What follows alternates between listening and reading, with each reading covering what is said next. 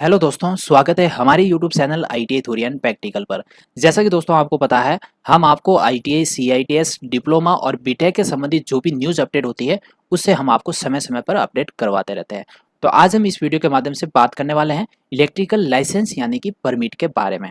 तो दोस्तों आपको पता होगा इलेक्ट्रिकल लाइसेंस जो है, वो अलग-अलग टाइप के बनाए जाते हैं और आज हम इस वीडियो के माध्यम से बात करेंगे सुपरवाइजर क्लास बी लाइसेंस के बारे में। जी हाँ दोस्तों, 33 केवी और उससे नीचे तक के वोल्टेज पर कार्य करने के लिए आपके पास में सुपरवाइजर क्लास बी लाइसेंस की आवश्यकता पड़ेगी। तो दोस्तों आपको हम इस वीडियो के माध्यम से सुपरवाइजर क्लास बी लाइसेंस है, उससे क्या आपको फायदा होगा और इसके लिए आपके पास में क्या क्या डॉक्यूमेंट की आवश्यकता पड़ेगी और सुपरवाइजर क्लास बी लाइसेंस है, उसमें कौन कौन अप्लाई कर सकता है और किस प्रकार से आप ऑनलाइन तरीके से इस सुपरवाइजर क्लास बी लाइसेंस को अप्लाई कर सकते हैं और वो भी बिना एग्जाम के द्वारा। ये सभी हम इसी वीडियो के माध्यम से आपको पूरी डिटेल के साथ में और पूरी जानकारी के साथ में हम आगे बताने वाले हैं। तो जुड़े रहिए हमारे साथ में और वीडियो को लास्ट तक देखिएगा, जिससे कि आपको पता चल सके कि सुपरवाइजर क्लास बी लाइसेंस को ऑनलाइन तरीके से किस प्रकार से अप्लाई किया जाता है और किस प्रकार से सुपरवाइजर क्लास बी लाइसेंस बन के आपका तैयार हो जाता है और कहां-कहां पर इस सुपरवाइजर क्लास बी लाइसेंस की आवश्यकता पड़ेगी, ये सभी हम इसी वीडियो के माध्यम से आपको बताने वाले हैं। तो चलते हैं दोस्तों, आगे बात करते हैं डॉक्यूमेंट के बारे में। जी हाँ दोस्तों, इस सुपरवाइजर क्लास बी लाइसेंस में अगर आपको अप्लाई करना है तो आपके पास में एसओसो आईडी और डिप्लोमा सर्टिफिकेट और डिप्लोमा मार्कशीट और 10th मार्कशीट, मेडिकल सर्टिफिकेट और एक्सपीरियंस सर्टिफिकेट और फोटो और सिग्नेचर, इन सभी की आपके पास में आवश्यकता पड़ेगी। यानी कि दोस्तों सबसे पहले तो आपको ये ध्यान रखना है कि ये जो यहाँ पे दे रखे हैं डिप्लोमा सर्टिफिकेट, डिप्लोमा मार्कशीट और 10th मार्कशीट और मेडिकल सर्टिफिकेट, एक्सपीरियंस सर्टिफिकेट, ये आपके पास में पीडीएफ फॉर्मेट में होने चाहिए और फोटो और सिग्नेचर है वो जेपीजी फॉर्मेट में आपके पास में होने चाहिए। ठीक है ना, ये तो आपको एक नॉर्मली तरीके से आपको ध्यान में रखना है। और एसएसओ आईडी अगर आपके पास में बनाई हुई है तो बढ़िया बात है, नहीं तो आप ऑनलाइन तरीके से अप्लाई करके एसएसओ आईडी पहले बना लीजिए और एसएसओ आईडी और पासवर्ड ये दोनों आपको याद होने चाहिए। ये सभी होने के बाद में आपको क्या करना है ये हम आपको आगे बताने वाले हैं। उसके बाद में थोड़ा सा हम यहाँ देख लेते हैं कि सुपरवाइजर क्लास बी लाइसेंस है जो कि voltage up to 33 KV and below, यानी कि 33 केवी और नीचे तक के वोल्टेज के लिए सुपरवाइजर क्लास बी लाइसेंस बनाया जाता है और इसमें कौन कौन अप्लाई कर सकता है ये भी हम आपको यहाँ पे बता देते हैं। तो यहाँ पे सबसे पहले पॉइंट, एक नंबर पॉइंट में बात करते हैं, यहाँ पे दे रखा है जिन उम्मीदवारों के पास इलेक्ट्रिकल इंजीनियरिंग में डिप्लोमा कर रखा है तो वो इसमें अप्लाई कर सकते हैं। और 2 नंबर पॉइंट में यहाँ पे दे रखा है जिन उम्मीदवार के पास राजस्थान के इलेक्ट्रिकल इंस्पेक्टर द्वारा जारी वायरमैन परमिट हैं और राजस्थान सरकार में कम से कम 10 साल के वैध व्यवहारिक यानी कि प्रैक्टिकल विद्युत कार्य अनुभव के रूप में इलेक्ट्रीशियन, वायरमैन किसी वर्ग बी, सी या किसी राज्य केंद्र सरकार के प्रभावी कार्यालय प्रमुख में विद्युत ठेकेदार द्वारा प्रमाणित है। यानी कि दोस्तों अगर आपके पास में पहले से वायरमैन लाइसेंस बनाया हुआ है और आपके पास में कम से कम 10 साल का प्रैक्टिकली अनुभव है, ठीक है, तो आप इस लाइसेंस के लिए ऑनलाइन तरीके से अप्लाई कर सकते हैं।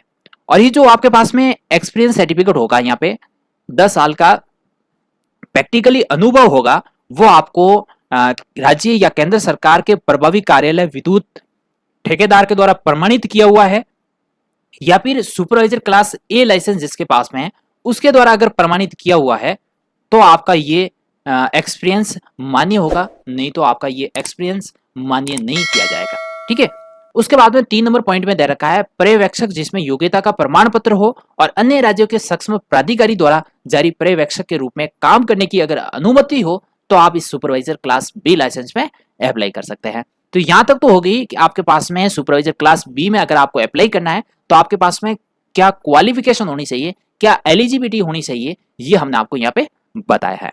उसके बाद में हम आगे बात करेंगे कि सुपरवाइजर क्लास बी लाइसेंस है उसके लिए आप किस प्रकार से ऑनलाइन तरीके से अप्लाई करना है और कहां पर आपको कौन कौन सी गलतियां नहीं करनी है, यह भी हम आपको इसी वीडियो के माध्यम से बताने वाला है।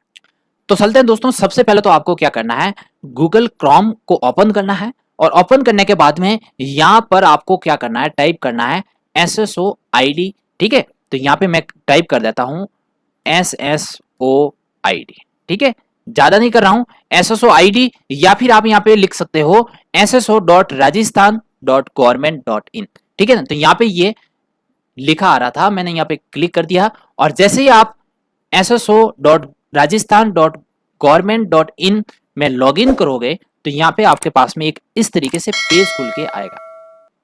तो यहाँ पे सबसे पहले तो दोस्तों आपको क्या करना है, मैंने आपको बताया था कि आपके पास में एक SSOID और पासवर्ड होने चाहिए। जो मेरे पास में यहाँ पे SSOID है वो यहाँ पे फिलअप कर देता हूँ, और उसके बाद में यहाँ पे पासवर्ड को फिलअप कर देता हूँ, और यहाँ पे जो कैप्चर कोड है ये यहाँ पे इंटर कर देता हूँ, उसके बाद में यहाँ से लॉग इन कर देता हूँ। तो चलते दोस्तों, ये मैं यहाँ से कर देता हूँ। तो यहां से लॉगिन करने के बाद में आपके पास में इस प्रकार से एक पेज खुलेगा। यहां से आपको सबसे पहले क्या करना है, यहां पे जैसे कि लिखा आ रहा है सर्च बॉक्स में आपको लिखना है EID। क्या लिखना है? EID। तो EID लिख के जैसे ही आप सर्च करोगे तो आपके पास में इस तरीके से एक ऐप खुल के आएगा, ठीक है। तो इस ऐप को आपको डबल क्लिक करके ओपन करना है, और ओपन करने के बाद में आपके पास में इस प्रकार से एक फॉर्मेट खुलेगा, ठीक है। यहाँ पे सबसे पहले तो आपके पास में इस प्रकार से एक पेज खुल के आएगा। यहाँ पे आपको क्या करना है, जो ऊपर की साइड में दे रखा है सर्विस टाइप, तो यहाँ पे आपको supervisor electrical class B licence को यहाँ पे सेलेक्ट करना है। उसके बाद में करंट एप्लीकेशन टाइप यहाँ पे प्रेस करना है, और यहाँ पर भी आपको न्यू एप्लीकेशन टाइप यहाँ पर भी आपको प्रेस करना है। ये करने के बाद में यहाँ से आपको क्या करना है, अप्लाई करना है। जैसे कि यहाँ पे लिखा आ रहा है you are already registered as fresh. तो यहाँ पे सबसे पहले तो यहाँ मैंने पहले से ही यहाँ पे रजिस्टर्ड कर रखा है, ठीक है ना। तो एग्री कर देता हूँ। एग्री करने के बाद में जैसे आप रजिस्टर्ड कर दोगे तो उसके बाद में आपके पास में इस तरीके से एक फॉर्म ओपन होगा। तो दोस्तों आपको ध्यान रखने वाली बात है कि यहाँ जो भी पर्सनल डिटेल है, वर्क एक्सपीरियंस है या फिर एजुकेशन डिटेल है, मेडिकल सर्टिफिकेट है, जो भी अटैचमेंट जो डॉक्यूमेंट है, सबमिशन है, फोटो सिग्नेचर, ये सभी यहाँ पर आपको अपलोड करने पड़ते हैं। तो यहाँ सबसे पहले तो आपको क्या करना है, अपनी पर्सनल डिटेल के बारे में यहाँ पे फिलअप करना है। और पर्सनल डिटेल में सबसे पहले आपको यहाँ पे आधार नंबर टाइप करना है। तो जो भी आपके आधार नंबर है, जैसे कि मेरे जो आधार नंबर है मैं यहाँ पे टाइप कर देता हूँ। जैसे ही आप आधार नंबर टाइप करोगे तो आधार नंबर टाइप करने के बाद में आपको क्या करना है, सेंड OTP पे करना है। सेंड OTP पे जैसे ही आप क्लिक करोगे तो आपके पास में जैसे कि लिखा आ रहा है Aadhaar OTP has been send your registered mobile number, please enter your OTP। तो यहाँ पे जो आपके आधार नंबर से रजिस्टर्ड नंबर है उस नंबर पे आपको यहाँ पे OTP भेज दिया गया है, उस OTP को आपको यहाँ पे टाइप करना है, ठीक है। तो यहाँ पे मैं सबसे पहले तो OTP टाइप कर लेता हूँ जो मेरे मोबाइल पर आए हैं, ठीक है।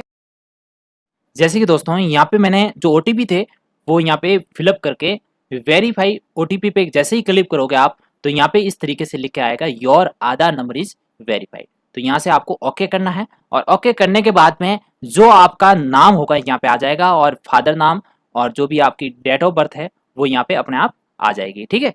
तो यहाँ से आपका नाम भी आ गया है और लास्ट नाम भी आ गया है, जैसे कि नाम भरत कुमार आ गया है, लास्ट नाम आ गया है, और फादर नाम भी आ गया है, और जो इसकी डेट ऑफ बर्थ थी वो भी आ गई है। और उसके बाद में यहाँ पे जो एड्रेस था जैसे वो एड्रेस भी आ गया है, ठीक है ना, डिस्ट्रिक्ट और स्टेट वगैरह जो भी पर्सनल डिटेल थी इनकी, जो आधार से जो लिंक थी वो यहाँ पे सभी अपने आप फिलअप हो जाती है। और अगर आपको कोई एड्रेस वगैरह गलत दे रखा है और किसी में संशोधन करना है तो आप यहाँ से आराम से कर सकते हो, ठीक है। तो यहाँ पे मैंने पर्सनल डिटेल तो यहाँ से वेरीफाई कर दी है, और उसके बाद में हम आगे की तरफ बढ़ते हैं। और यहाँ पे जैसे कि दे रखा है वर्क एक्सपीरियंस, जैसे कि दोस्तों अभी हाल ही में इस बंदे ने डिप्लोमा किया है तो इसके पास में किसी प्रकार का एक्सपीरियंस सर्टिफिकेट नहीं है। तो यहाँ पे नहीं है तो इसमें कोई जरूरी नहीं है कि भी आपको एक्सपीरियंस सर्टिफिकेट यहाँ पे अपलोड करना पड़ेगा। तो अगर आपके पास में एक्सपीरियंस सर्टिफिकेट नहीं है तो उसको रहने दीजिए, कोई उसकी आवश्यकता नहीं है, ठीक है ना। उसके बाद में हम तीसरे नंबर पॉइंट पे देखते हैं कि एजुकेशन डिटेल। तो यहाँ पे आपको ध्यान रखना है एजुकेशन डिटेल के बारे में।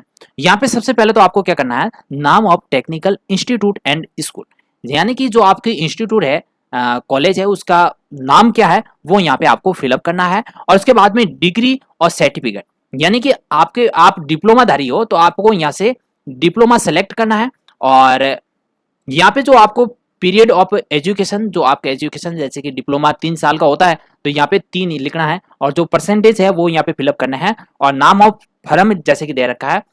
तो यहाँ पे मैंने आपको बताया था कि वायरमैन लाइसेंस के लिए आपको यहाँ पे एनसीवीटी लिखना है, और जैसे कि मैं डिप्लोमा जो है बीटीईआर के अंतर्गत आता है तो यहाँ पे मैं बीटीईआर लिखूंगा, ठीक है। और उसके बाद में जो एजुकेशन ऑफ ट्रेनिंग जो मंथ में लिखना है, जैसे 3 ईयर है तो 37 मंथ लिख दूंगा यहाँ पे, ठीक है ना। तो ये एजुकेशन डिटेल इस प्रकार से मैं सबसे पहले तो फिलअप कर देता हूँ, ठीक है। तो यहाँ पे जैसे कि दोस्तों मैंने यहाँ पे गवर्नमेंट पॉलिटेक्निक कॉलेज लिख दिया है यहाँ पे, और डिप्लोमा यहाँ पे पीरियड एजुकेशन में लिख दिया 3 ईयर, और जो यहाँ पे परसेंटेज थे वो, और फ्रॉम यहाँ पे लिख दिया है BTER, यानी कि दोस्तों BTER यानी कि board of technical education Rajasthan, यहाँ पे लिख दिया है, बोर्ड का नाम भी लिख दिया है, और यहाँ पे ड्यूरेशन ऑफ ट्रेनिंग मंथ में थी वो मैंने यहाँ पे फिलअप कर दिया है। और उसके बाद में 3 नंबर पॉइंट तो हो गया यहाँ पे एजुकेशन डिटेल, यहाँ पे आपको ये फिलअप करना है। और उसके बाद में 4 नंबर पॉइंट में दे रखा है मेडिकल सर्टिफिकेट। जी हाँ दोस्तों, मेडिकल सर्टिफिकेट के लिए सबसे पहले तो आपको क्या करना है, एक मेडिकल सर्टिफिकेट को डाउनलोड करके उसके बाद में उस मेडिकल सर्टिफिकेट पर आपका एक फोटो, और उसके बाद में जो नजदीकी आपके गवर्नमेंट हॉस्पिटल है वहां से आपको किसी डॉक्टर के साइन और सील वगैरह लगा के वापस आपको यहाँ पे अपलोड करना पड़ेगा। आगे की साइड में मैं बताऊंगा आपको। और यहाँ पे आपको जो डॉक्टर का नाम है और जो आपके नजदीकी जहाँ पे आपने इस मेडिकल सर्टिफिकेट को बनाया है उस हॉस्पिटल का नाम लिखना है यहाँ पे, और जो आप जिस डॉक्टर से साइन करवाते हैं उस डॉक्टर का क्या पद है वहां पे वो आपको यहाँ पे फिलअप करना है। तो यहाँ पे सबसे पहले तो आपको ये बात ध्यान रखना है कि यहाँ पे जैसे आप रूल 8.1 पे जैसे ही आप क्लिक करोगे तो आपके पास में एक इस प्रकार से एक मेडिकल सर्टिफिकेट ओपन होगा। जैसे कि यहाँ पे ये मेडिकल सर्टिफिकेट ओपन हो गया है, तो इस मेडिकल सर्टिफिकेट को आपको क्या करना है, सबसे पहले तो A4 साइज में कॉपी निकालनी है, ठीक है। और उसके बाद में यहाँ पे आपका फोटो और जो भी यहाँ पे डिटेल है वो आपको यहाँ पे फिलअप करने के बाद में, और यहाँ पे डॉक्टर का नाम और जो आपके नजदीकी हॉस्पिटल है उसका नाम, डॉक्टर का जो पद है वो यहाँ पे लिखना है, और डॉक्टर के सिग्नेचर वगैरह करवाने हैं। उसके बाद में यहाँ पर भी एक फोटो होना चाहिए, और फोटो के ऊपर डॉक्टर के साइन और सील दोनों होने चाहिए, ये आपको ध्यान में रखना है। और इस प्रकार से यस नो नो नो करके आपको यहाँ पे सारी जो ब्लड ग्रुप वगैरह है वो आपको यहाँ पे पूरी डिटेल से फिल करने के बाद में वापस डॉक्टर के यहाँ पे सिग्नेचर करवाने हैं और सील लगवानी है। उसके बाद में ये पूरा मेडिकल सर्टिफिकेट अगर तैयार हो जाए उसके बाद में आपको यहाँ पे जो भी डिटेल है वो यहाँ पे आपको फिलअप करनी है, ठीक है। तो जैसे कि मेरे पास में एक डॉक्यूमेंट सर्टिफिकेट है जो कि पहले से ही मैंने बनवा लिया है, जैसे कि मैं आपको बता देता हूँ। सबसे पहले तो जैसे कि दोस्तों ये जो मेडिकल सर्टिफिकेट आपको दिख रहा है वो मैंने पहले से ही यहाँ पे बना लिया है, ठीक है ना। जैसे कि सबसे पहले तो आपको क्या करना है, यहाँ पे जैसे कि डॉक्टर के सील और साइन दोनों हो गए, और नाम लिखना है, फादर का नाम लिखना है, ठीक है ना, एड्रेस वगैरह। और उसके बाद में जो भी आपकी आईटीआई आपके पास में डिप्लोमा है उसका जो भी डिटेल वगैरह है वो यहाँ पे भरनी है, ठीक है। उसके बाद में डॉक्टर का नाम और जो हॉस्पिटल का नाम, डॉक्टर का जो पद है वो लिखना है, और डॉक्टर के वापस साइन और सिग्नेचर, और आपके भी यहाँ पे सिग्नेचर कर लेना। और उसके बाद में जो मेडिकल सर्टिफिकेट एच फॉर्म है वहाँ पर भी इस तरीके से आपको जो भी डिटेल है वो यहाँ से फिलअप करनी है। और उसके बाद में आपका यहाँ पे नाम लिखना है, नाम लिखने के बाद में यहाँ पे डॉक्टर के सील साइन दोनों हो जाएंगे। और ये सभी होने के बाद में इस तरीके से आपको PDF के रूप में इस मेडिकल सर्टिफिकेट को सबसे पहले तो तैयार करना है, ठीक है। तो ये मेरे पास में ऑलरेडी पहले से तैयार है जैसे कि मैंने आपको बताया। और उसके बाद में आपको क्या करना है, यहाँ से ये जो मेडिकल सर्टिफिकेट की जो डिटेल थी वो यहाँ से आपको फिलअप कर देनी है। जैसे कि medical certificate issue by doctor नाम लिखा हुआ ना पीछे की साइड में डॉक्टर नाम, तो यहाँ पे आपको क्या करना है, डॉक्टर का नाम लिखना है।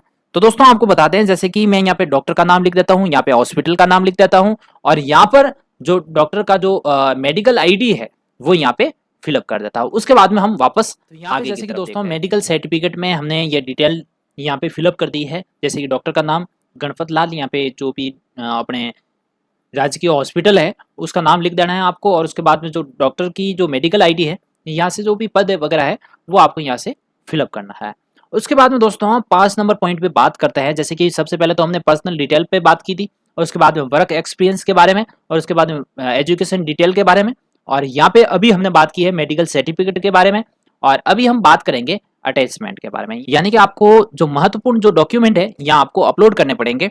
तो यहाँ सबसे पहले तो आपके पास में मैंने जैसे कि बताया था कि डिप्लोमा का आपके पास में सर्टिफिकेट होना बहुत आवश्यक है, ठीक है ना। अगर आपको सुपरवाइजर क्लास बी लाइसेंस के लिए अप्लाई करना है तो आपके पास में डिप्लोमा का सर्टिफिकेट होना चाहिए।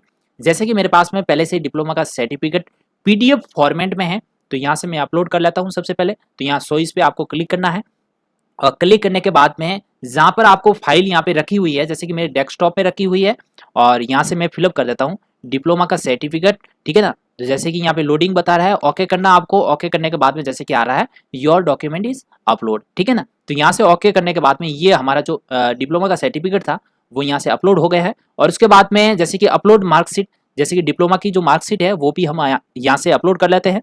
जैसे कि यहाँ से डिप्लोमा की मार्कशीट यहाँ पे रखी हुई है, जैसे कि डिप्लोमा मार्कशीट, और ये भी यहाँ से अपलोड कर देते हैं। और अपलोड होने के बाद में योर डॉक्यूमेंट इज अपलोड ये लिखा आ रहा है। और उसके बाद में डेट ऑफ बर्थ प्रूफ, तो डेट ऑफ बर्थ प्रूफ के लिए हम क्या करते हैं, 10th की मार्कशीट को अपलोड करते हैं। जैसे कि यहाँ पे लिखा आ रहा है 10th की मार्कशीट, ये भी अपलोड कर देते हैं। और जैसे कि यहाँ से अपलोड हो गई है। उसके बाद में मेडिकल सर्टिफिकेट, तो यहाँ से आप चॉइस बटन पे क्लिक करना है और यहाँ जो जहाँ पर भी आपकी फाइल रखी हुई है वहाँ से आपको यहाँ से वापस अपलोड कर देना है। जैसे कि मेडिकल सर्टिफिकेट यहाँ से ये अपलोड कर दिया है। और उसके बाद में जैसे कि एक्सपीरियंस सर्टिफिकेट, तो अगर आपके पास में एक्सपीरियंस सर्टिफिकेट है तो बढ़िया बात है, अपलोड कर लो। और अगर आपके पास में नहीं है तो कोई इसमें ज़्यादा आवश्यकता की बात नहीं है। आपको ये ध्यान रखना है जो स्टार में जो पॉइंट दे रखे हैं ये आवश्यक रूप से आपको अपलोड करने पड़ेंगे, ठीक है ना। और अगर आपके पास में एक्सपीरियंस सर्टिफिकेट नहीं है तो चलेगा, ठीक है।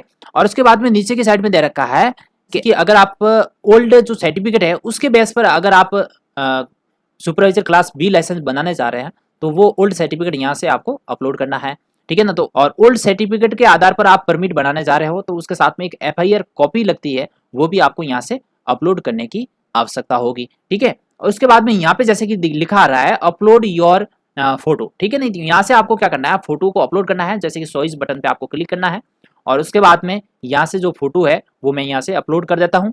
और अपलोड होने के बाद में यहाँ पे जैसे कि लिखा आ रहा है योर डॉक्यूमेंट इज अपलोडेड, ठीक है। और उसके बाद में नीचे की साइड पे जैसे पेज को ड्रॉप डाउन करोगे तो यहाँ पे लिखा आ रहा है कि अपलोडेड सिग्नेचर, तो यहाँ पे सिग्नेचर को भी आप अपलोड कर देते हैं। यहाँ से सिग्नेचर को भी हम अपलोड कर देते हैं। और सिग्नेचर अपलोड होने के बाद में आपको क्या करना है, यहाँ पे टिक लगाना है और उसके बाद में या नीचे की साइड में एक सबमिट बटन है वहां पे आपको क्लिक करना है। तो सबमिट बटन पे क्लिक करने से पहले आपको क्या करना है, या जो भी आपने पर्सनल डिटेल वगैरह जो भी फिलअप की है तो वो आपको एक बार वापस शेयर करनी है। जैसे कि यहाँ पे आधार नंबर, उसके बाद में ओटीपी वगैरह हमने यहाँ से फिलअप कर दिए थे और नाम फिलअप कर दिया था, लास्ट नाम, फादर नाम, ठीक है ना। तो यहाँ पर आपको ध्यान रखना है जो स्टार पॉइंट यहाँ पे दे रखा है वो आपको अनिवार्य रूप से यहाँ पे फिलअप करने पड़ेंगे, ठीक है। तो यहाँ पे नाम भी कर दिया है हमने, फादर नाम भी कर दिया है, डेट ऑफ बर्थ भी कर दी है, जीमेल आपको यहाँ पे लिखनी पड़ेगी और उसके बाद में डिस्ट्रिक्ट, स्टेट और मोबाइल नंबर आपको यहाँ पे फिलअप करना है। और ये सभी जानकारी एक बार आपको शेयर करने के बाद में वापस नीचे की साइड में पेज को ड्रॉप डाउन करना है और उसके बाद में यहाँ पे लिखा आ रहा है सबमिट बटन। तो यहाँ पे सबमिट बटन पे आपको क्लिक करना है। क्लिक करने के बाद में जैसे कि यहाँ पे लिखा आ रहा है your application has been submitted, now please click on continue button and find payment option under menu to complete the process है। यहाँ पे ओके बटन पे क्लिक करते हैं। जैसे कि हमारा जो फॉर्म था वो ऑनलाइन तरीके से सबमिट हो गया है। और उसके बाद में सेकंड नंबर पे आपको ध्यान रखना है कि यहाँ से हमने जो हमारी जो personal detail, education detail, medical certificate की जो भी डिटेल थी वो हमने यहाँ पे एप्लीकेशन फॉर्म के द्वारा यहाँ पे सबमिट कर दी है। और सबमिट करने के बाद में आपको क्या करना है, ऑनलाइन तरीके से यहाँ पे गवर्नमेंट के द्वारा कुछ शुल्क लिया जाता है, कुछ अमाउंट लिया जाता है, वो आपको यहाँ से ऑनलाइन तरीके से पे करना पड़ेगा। और ये ऑनलाइन तरीके से पे करने के बाद में आपका जो फॉर्म है वो ऑनलाइन तरीके से प्रोसेस के अंदर चला जाएगा और उसके बाद में आप ट्रैक करके उसमें देख भी सकते हो कि हमारा जो फॉर्म है वो कहाँ तक पहुंचा है और कब तक क्लियर हो जाएगा।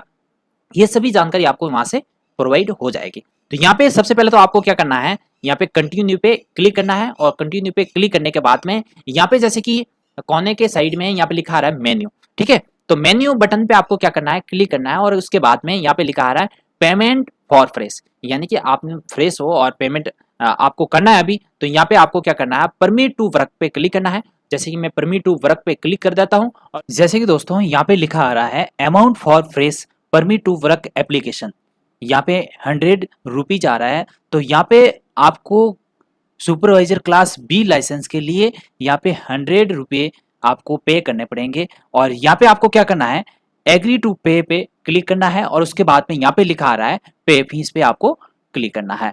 और यहाँ पे क्लिक करने के बाद में आपके सामने एक नया पेज खुल के सामने आएगा। जैसे कि यहाँ पे थोड़ा सा नेट स्लो चल रहा है, और नेट बहुत ज़्यादा स्लो होने की वजह से वहाँ पे आपका पेमेंट नहीं हो पाता है। तो वहाँ पे आपको क्या करना है, 1-2 दिन में वापस आपको ट्राई करना है और ट्राई करने के बाद में आपको वहाँ से पेमेंट कर देना है, ठीक है ना। तो यहाँ पे जैसे कि दोस्तों आपके सामने एक नया पेज खुल के सामने आ जाता है और यहाँ पे जैसे कि लिखा आ रहा है ट्रांजैक्शन आईडी और अमाउंट लिखा हुआ है 1085 रुपये, यहाँ आपको पे करना पड़ता है। और जैसे कि यहाँ पे 85 रुपये है वो चार्ज लगता है, तो यहाँ पे आपको कोई घबराने वाली बात नहीं है, यहाँ से आपको पेमेंट करना है। तो पेमेंट मेथड के लिए यहाँ आपके पास में 3 ऑप्शन दे रखे हैं, नेट बैंकिंग से भी कर सकते हैं, यूपीआई से भी कर सकते हैं, ठीक है ना। अगर आप नेट बैंकिंग से कर रहे हैं तो यहाँ पे आपको नेट बैंकिंग पर क्लिक करना है और उसके बाद में यहाँ पे आपको बैंक सेलेक्ट करना है। जैसे कि मैं एचडीएफसी बैंक सेलेक्ट कर रहा हूँ और उसके बाद में यहाँ से आपको क्या करना है, पे नाउ पे क्लिक करोगे तो उसके बाद में आपके सामने एक और नया पेज खुलेगा। जैसे कि यहाँ पे थोड़ा सा प्रोसेस धीरे चल रहा है, नेट यहाँ पे स्लो चल रहा है, इसकी वजह से थोड़ा सा टाइम ले रहा है। जैसे ही आप नेट बैंकिंग पे क्लिक करोगे तो उसके बाद में आपके पास में जैसे कि नेट बैंकिंग लॉगिन, यहाँ पे आपको कस्टमर आईडी, यहाँ पे आपको पासवर्ड वगैरह लगा के यहाँ पे कंटिन्यू पे क्लिक करना है और उसके बाद में आपके मोबाइल नंबर पे एक मैसेज आएगा, वो आपको यहाँ पे ओटीपी इंटर करके उसके बाद में आपको यहाँ पे पेमेंट करना पड़ता है। और ये पेमेंट होने के बाद में आगे क्या प्रोसेस होगा और किस प्रकार से आपका जो ये सुपरवाइजर क्लास बी लाइसेंस है किस प्रकार से शो करेगा, ये भी हम अगली वीडियो में आपको बताने वाले हैं। उसके बाद में दोस्तों अगली वीडियो में हम आपको बताने वाले हैं जिस प्रकार से मैंने आपको बताया है, ये पेमेंट करने के बाद में किस प्रकार से आप इस सुपरवाइजर क्लास बी लाइसेंस को ट्रैक कर सकते हैं। और अगर आपके किसी प्रकार का डॉक्यूमेंट गलत अपलोड कर दिया है या फिर किसी प्रकार की आपने फॉर्म अप्लाई करते समय गलती कर दी है, उसको किस प्रकार से आप संशोधन कर सकते हैं। अगर डिपार्टमेंट के द्वारा अगर आपके एप्लीकेशन फॉर्म पर ऑब्जेक्शन आ जाता है, उसका वापस आपको किस प्रकार से जवाब देना है, आप अपने फॉर्म को किस प्रकार से ट्रैक कर सकते हैं, ये सभी जानकारी हम आपको अगली वीडियो के अंदर देने वाले हैं। तो जुड़े रहिए हमारे साथ में। और अगर आप हमारे YouTube चैनल पे नए हो तो चैनल को सब्सक्राइब कीजिए और पास में दिख रही बेल आइकन को प्रेस कीजिए, जिससे कि जैसे ही हम न्यू वीडियो अपलोड करेंगे तो सबसे पहले आपके पास में नोटिफिकेशन आ जाएगी। जय हिंद, जय भारत।